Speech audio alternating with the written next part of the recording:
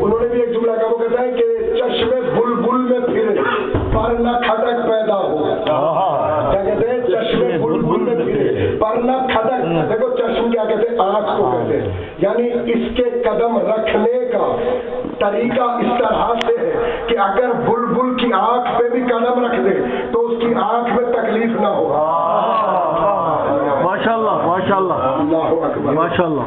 اچھا رسول ویسے تو میرے رسول نے 800 حدیثیں بیان کی ہیں گھوڑے کی شان میں، صرف گھوڑے کی فضیلت ماشاءاللہ. جس میں صحیح بخاری میں بھی ہے، صحیح مسلم میں بھی ہے، ترمذی میں بھی ہے، ٹھیک ہے، مشکات میں بھی ہے، ابن ماجہ میں بھی ہے. یہ اگر ساری ملا دی جائے تو 800 حدیثیں بنتی ہیں جو رسول نے صرف گھوڑے کی فضیلت پہ بیان کی.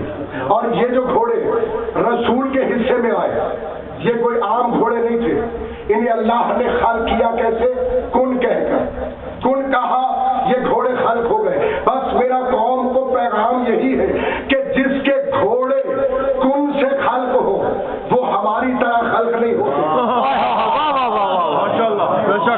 جن کے گھوڑے میں کہہ رہا ہوں کن کہہ کے خلق ہو وہ ہماری طرح خلق نہیں ہوتے. یہ جو 4 گھوڑے بڑے مشہور ہیں، ایک کا نام ہے مرتجز، ذوالجناح، تاویہ. یہ جو گھوڑے ہیں یہ سب سے پہلے جو عطا کیے گئے تھے وہ یمن کے بادشاہ تھے، سیف بن ذی یزن ان کا نام ہے. جناب عبد المطلب گئے مہمان بن کر، یہ کیونکہ آل قحطان سے تھے، رشتہ تھا، بہن کے بیٹے بھی تھے، تو گئے تو اور پہلے انسان یہی ہے جنہوں نے خطاب کیا تھا.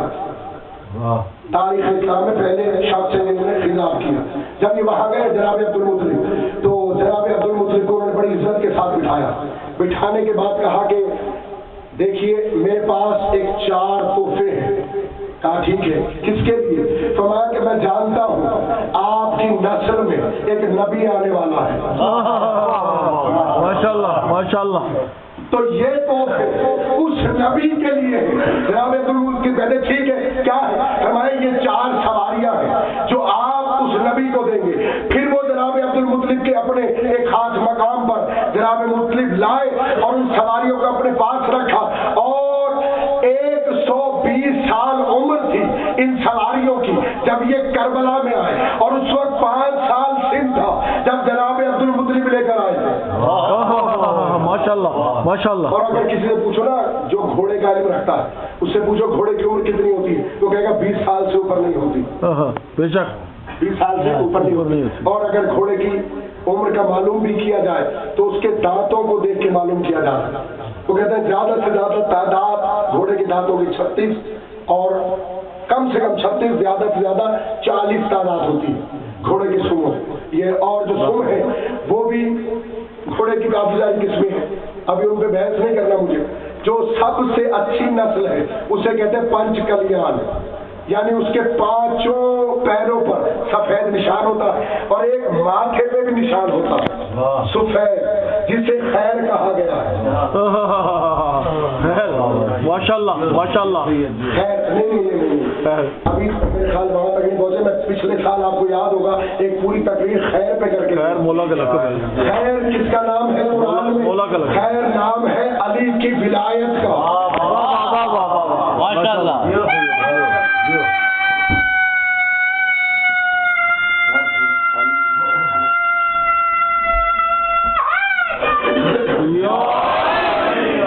ایک حدیث ہے میرے مولا رسول کی.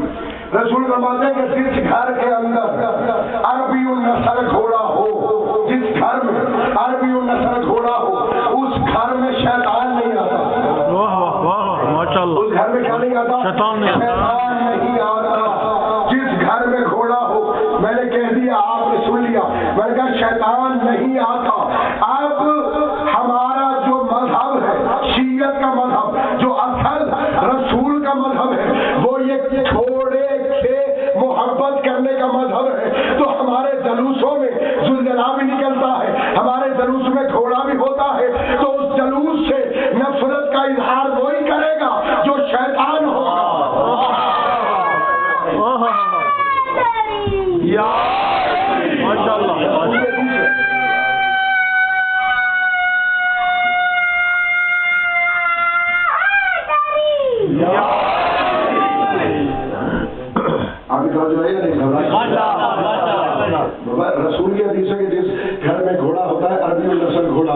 اور دیکھو گھوڑے کی تصویر بھی ہے. امیر کائنات سے کسی نے سوال کیا کہ مولا گھوڑا دن میں ہنہناتا ہے. فرمایا ویسے تو گھوڑے کے ہنہنانے کے بڑے اسباب ہیں، لیکن 3 ٹائم جو گھوڑا ہنہناتا ہے وہ اس کی ایک دعا ہے جو وہ کرتا ہے. مولا کیا دعا ہے؟ فرمایا صبح کے وقت جب گھوڑا ہنہناتا ہے تو وہ اپنے اللہ سے دعا کرتا ہے. وہ کہتا ہے اللہم سیدی لباس الرزق، کہ اے اللہ میرے سردار کے رزق میں اضافہ کر.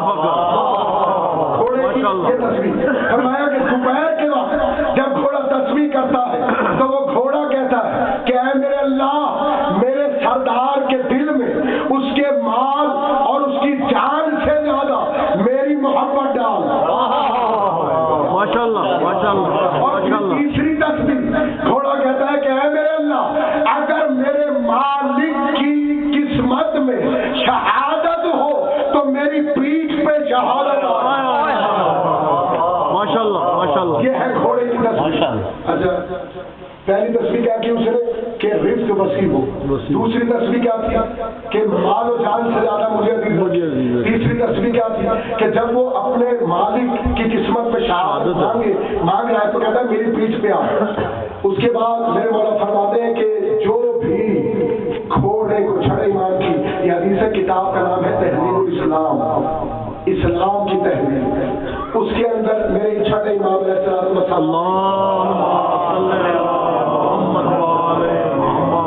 میرے مولا نے فرمایا کہ جو بھی گھوڑا اس نیت سے پالے، جو بھی گھوڑا اس نیت سے پالے کہ وہ گھوڑے ہم آل محمد کے خروج کا منتظر ہو، گھوڑا اس نیت سے پالے کہ ہمارے آل محمد میں سے کسی کے خروج کا منتظر ہو اور ہمارے دشمن کو وہ گھوڑا دکھا دکھا کے غصہ دلائے اس کے رزق کے اندر میں.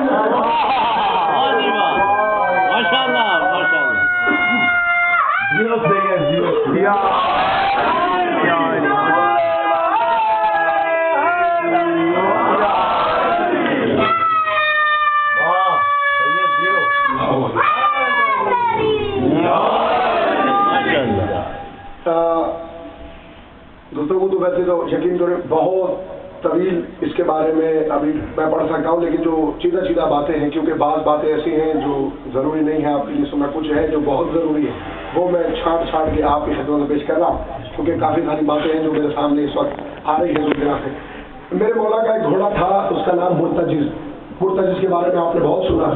اس کے قد کے بارے میں جو لکھا ہے کتابوں میں، کتاب کا نام ہے حیات الحیوان، عربی میں لکھی ہوئی ہے.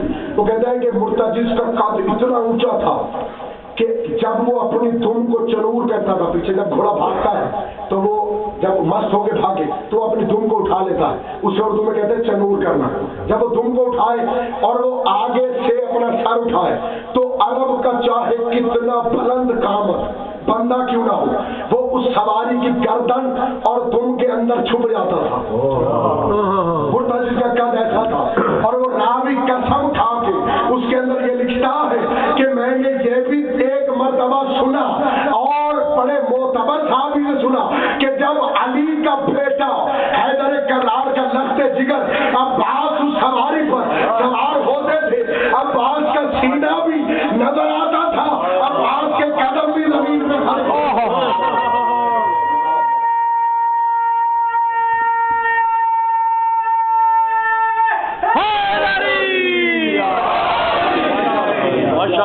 ماشاءاللہ اللہ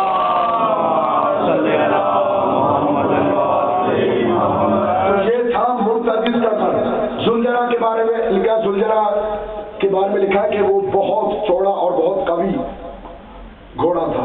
میں کہ جب وہ میدان جنگ میں آتا تھا تو ایسا لگتا ہے جیسے بہت بڑا پرندہ میدان جنگ میں اترا.